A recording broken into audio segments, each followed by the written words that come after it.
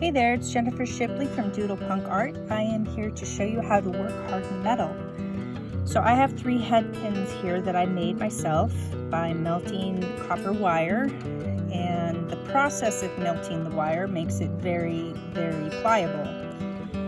So what I have here is 2 dead soft wires and 1 that I've already hardened. So I'm going to show you the difference between these. That one bends really easily. This one doesn't. So, in order to get that, here I'll show you that this one too. This is just, I mean, it just bends. It's like so soft. So, this one I've already kind of fiddled with it. Okay, so one of the ways you can do it is to, sorry, I'm straightening it because I'm anal, is to hammer on a bench block with a nylon hammer, and you would put the ball here and just hammer gently with the nylon hammer and turn it, hammer, hammer, turn it, hammer, hammer, and do it all along the whole wire. But another way is to just move it. So my preferred method, which I can't really do very well right now because my nylon pliers are so worn out, but this is the easiest method. You stick it in the nylon jaw and you straighten it, but you're not actually straightening it, you're kind of turning it. So you bend it this way, and then you bend it back the other way, bend it this way, bend it back the other way, and you do that, you know, a certain amount of time, and eventually you're going to end up with something that's half hard or fully hard. If you don't have nylon pliers, you can do it with your fingers. So just bend it the opposite directions and kind of straighten it out, turn it perpendicular to the way that you were bending it. Bend it again. Make sure you bend it multiple directions.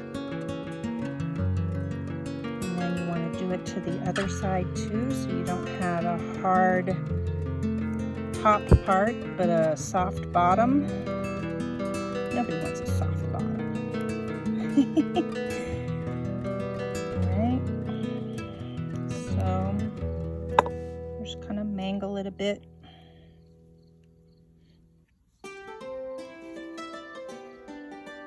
And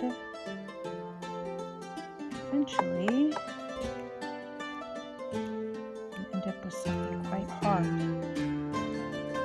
Now, if you do it too much, and you get something that's spring hard, it will be a little too hard to work with. It'll become brittle. So you might be able to do your bend, but then your customer goes and wears the thing and they accidentally bend it and it breaks. So you want to have a little bit of give still, so that what the result is nice and hard, resistant to bends, but still enough pliability so that it's not brittle.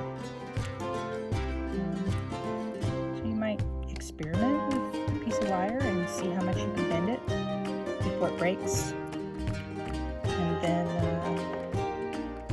that'll tell you what to feel for.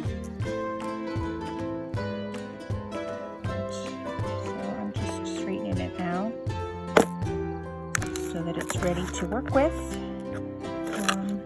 Yeah, so let's compare now these two.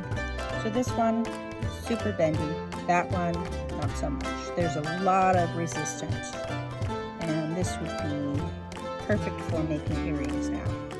Now, what seemed too soft to make anything with at the beginning turned into something totally appropriate for a pair of earrings.